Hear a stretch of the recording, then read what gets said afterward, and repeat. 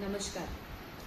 शेतकऱ्यांसाठी प्रधानमंत्री पीक विमा योजना ही स्कीम खूप महत्त्वपूर्ण आहे आणि त्याची नोंदणी करण्यासाठी शेवटची तारीख आहे 31 जुलै. आपल्याकडे फक्त आता 2च दिवस शिल्लक आहे. म्हणून मी जालना जिल्ह्यातील सर्व शेतकरी बांधवांना, भगिनींना विनम्र आवाहन करते, आपली नोंदणी करून घ्या.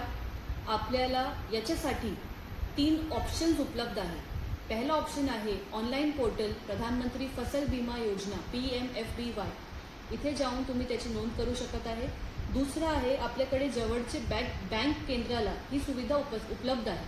आणि तिसरं ऑप्शन आहे CSC केंद्र. इथे कुठेही जाऊन जर आपण आपली नोंद करून घेतली पीक विमा नोंद, तर आपल्याला नंतर समजा काही दुष्काळ पडला, काही अवेळी पावसामुळे काही नुकसान झालं, तर आपल्याला शासनामार्फत लाभ मिळेल आणि खूप चांगला फायदा होईल. तर मी आपल्याला सगळ्यांना परत आवाहन करते, थांबते. धन्यवाद.